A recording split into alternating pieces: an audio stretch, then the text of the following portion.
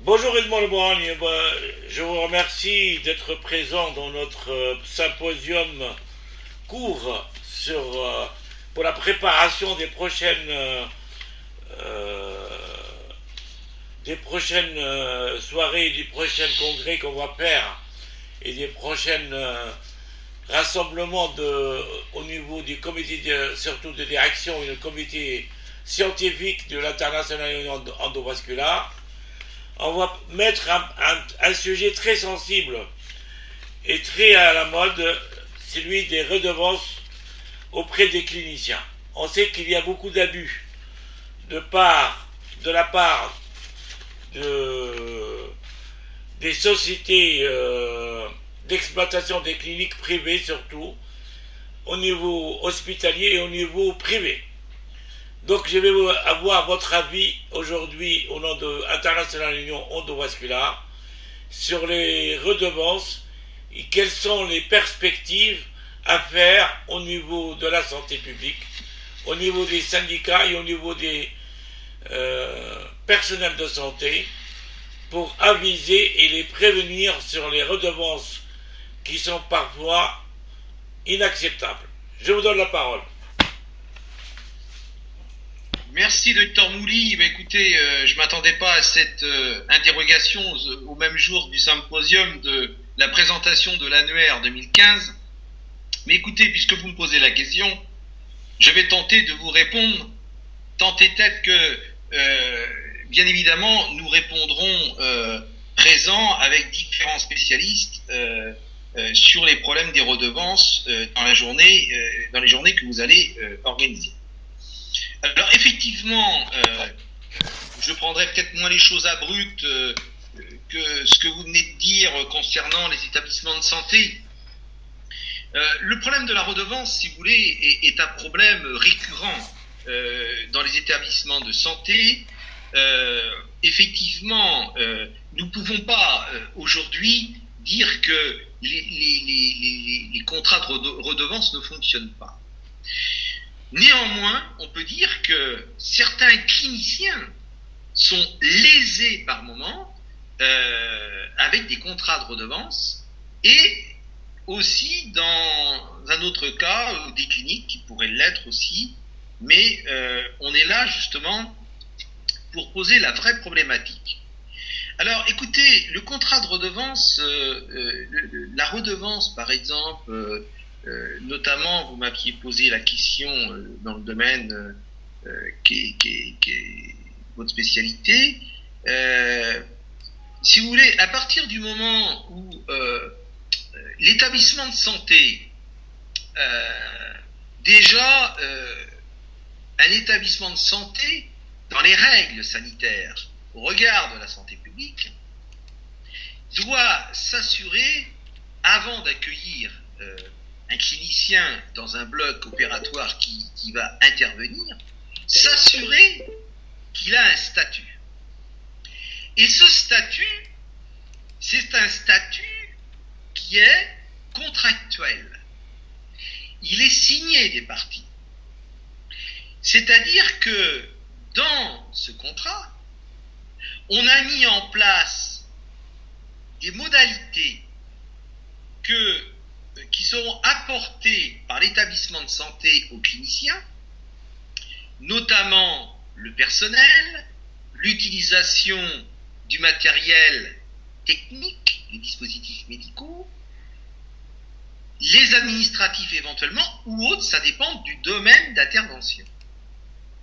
Vous allez aussi avoir certains établissements de santé qui pourraient être amenés à autoriser à un clinicien de recevoir du matériel lui appartenant dans l'établissement de santé.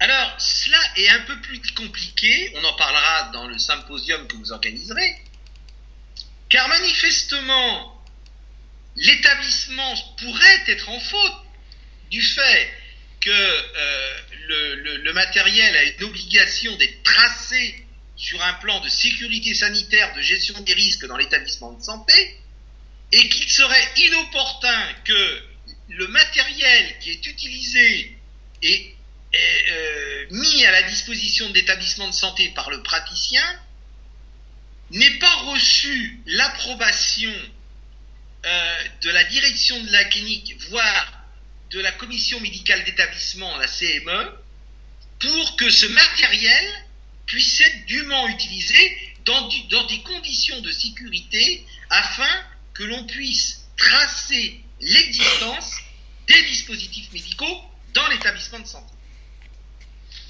Alors, on est aujourd'hui, si vous voulez, extrêmement prudent sur la sécurité sanitaire. La préoccupation première, et on ne peut pas le cacher après toutes les infections nosocomiales qu'on a pu connaître dans l'établissement de santé, certes, elles ne sont pas uniquement dues au bloc opératoire. Vous savez, il y a des explications qui ont été données, bonnes ou mauvaises, mais on en a plusieurs. Ce qui est important par rapport à la question que vous venez de poser, je pense qu'il serait important d'avoir une partie juridique élaborée dans l'organisation de votre congrès, avec des spécialistes des contrats, qu'il serait important d'avoir des cliniciens, directeurs d'établissement, et puis aussi des ingénieurs biomédicaux, pharmaciens hospitaliers ou autres, référents de CME pour un établissement, au moins qu'il puisse avoir une personne qui soit représentante d'une CME dans un établissement de santé, public et privé, parce que c'est important. Et effectivement, mettre à plat toute la problématique. Et il est vrai qu'aujourd'hui, il existe certains contentieux,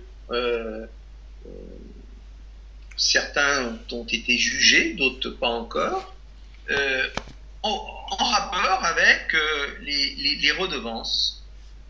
Souvent, on s'aperçoit que le clinicien, et certains cliniciens, alors on a pu entendre certains cas, des cliniciens qui ont été lésés, par exemple, qui auraient amené du matériel, et puis que la clinique, manifestement, l'a laissé opérer, et puis au bout d'un moment, le met dehors. Donc il y avait une faute, manifestement. Le clinicien, peut-être, c'est sûr, même devait s'assurer d'avoir son contrat, mais la clinique, de toute façon, elle ne pouvait pas s'exonérer de ne pas avoir de contrat. Donc, vous voyez, il y a énorme, et puis aussi l'utilisation du matériel, le personnel aussi, les manipulateurs en électroradiologie dans certains domaines, notamment par exemple en cardiologie interventionnelle, et des infirmiers, des personnels paramédicaux, etc. Les redevances c'est un sujet passionnant. Et écoutez, Dr Mouly, je vous propose qu'on vous adresse une proposition collégiale pour que justement on puisse vous proposer un projet de plan de communication justement qui pourrait être fait là-dessus, avec des propositions de nom d'ailleurs. Mais en tout cas, je vous félicite de mettre ce sujet, qui est un sujet quand même d'actualité, qui préoccupe de nombreux praticiens et de nombreuses cliniques. Nombreux praticiens en France, et même des directions de cliniques. Je pense qu'aujourd'hui, les cliniciens ont besoin d'appui là-dessus, car ils sont souvent un peu perdus, désemparés par rapport à justement ce qu'est réellement ce contrat qu'ils ont signé. Et écoutez, le fait d'organiser cette manifestation amènera certainement une discussion très enrichissante concernant cette problématique. Dans tous les cas, je vous remercie de m'avoir interrogé. Je ne suis pas le spécialiste. Il y a des spécialistes dans ce domaine qu'on pourra vous proposer.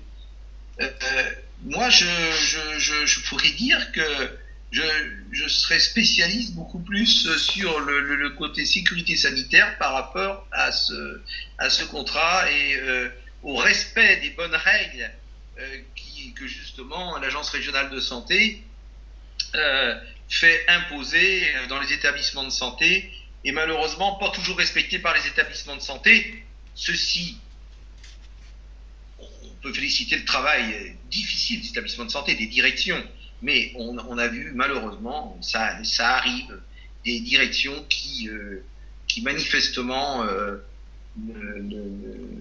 ne remplissent pas, si vous voulez, le contrat par rapport à l'engagement qui a été pris entre la clinique et le clinicien. Et s'il n'existe pas de contrat et que le clinicien intervient dans l'établissement, bien évidemment, il serait anormal de rendre responsable le clinicien, sachant que la direction l'accepte pour intervenir, mais la direction ne peut pas laisser un clinicien sans tracer son matériel, sans avoir un statut.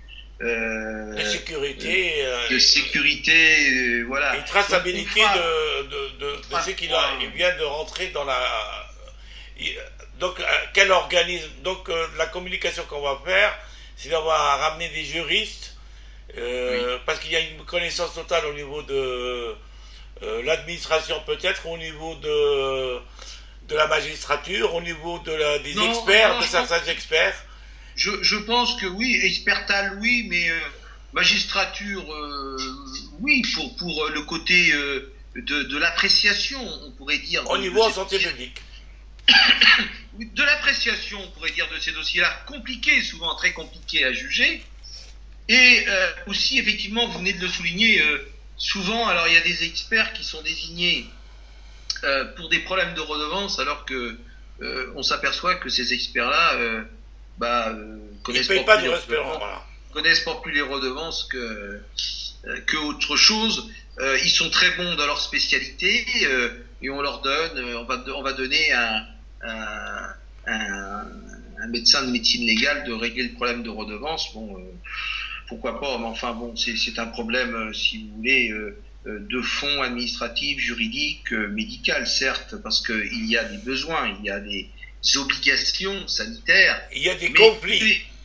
On ne fera pas ce jour il faut une législation et puis il y a beaucoup de conflits entre praticiens et milieu hospitalier privé et hospitalier sur les redevances qui sont parfois demandées de façon faramineuse et comme vous avez parlé de la traçabilité d'un matériel médical qui rentre dans une clinique ou dans un hôpital sans qu'il y ait une traçabilité, sans qu'il y ait une sécurité, sans qu'il y ait une collaboration et une explication au prix. Et à quel organisme on doit s'adresser?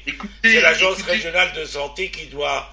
On en parlera, mais vous savez, je pense que le bon sens, on en parlera à votre réunion, mais le bon sens serait qu'il existe avant tout des procédures souvent qui durent longtemps, qui mettent les cliniciens dans des difficultés un petit peu longues et même les établissements, qu'il y ait plutôt des procédures de médiation qui puissent, si vous voulez, apporter des solutions beaucoup plus rationnelles, même si il n'y avait pas s'il y a une mauvaise entente entre le clinicien, la direction ou le clinicien avec d'autres confrères à lui, si vous voulez, ça peut donner, faire l'objet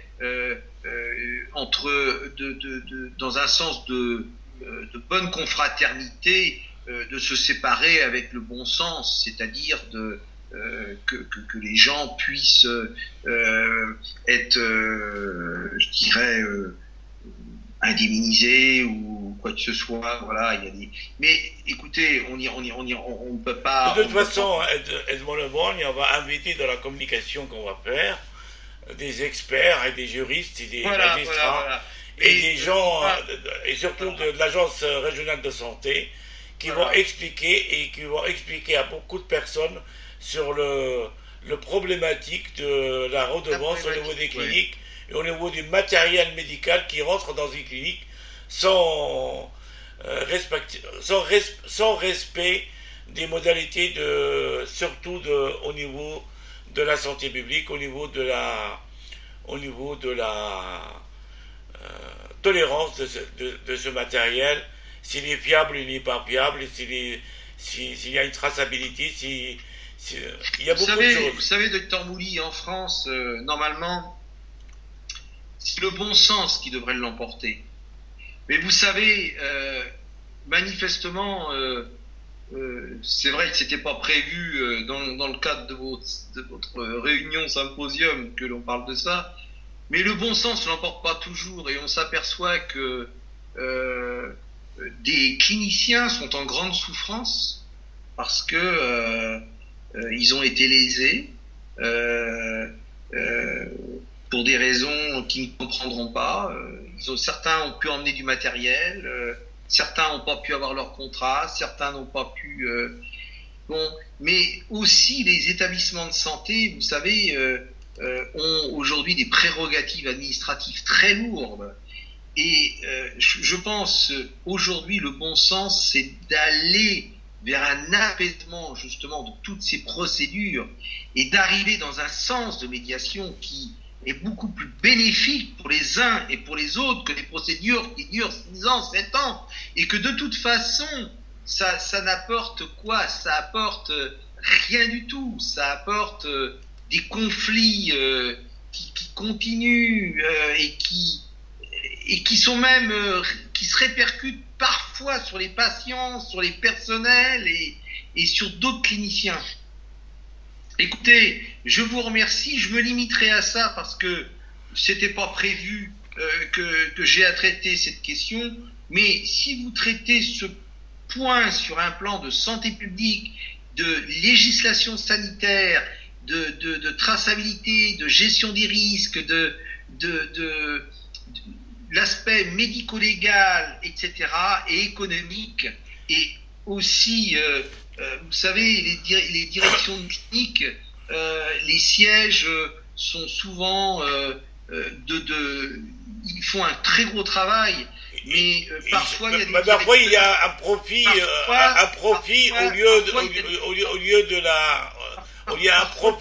au lieu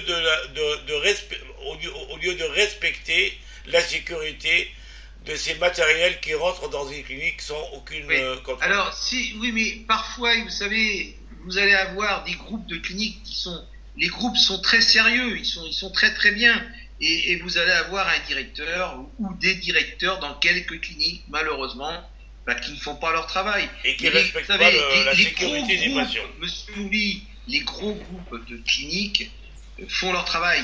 C'est souvent les directeurs dans des petites cliniques, souvent, qui sont obligés de ménager la chèvre et le chou. Et puis, le président de CME, ils sont obligés, on en parlera de tout ça, ils sont obligés dans la communication, de toute façon, il y aura une invitation.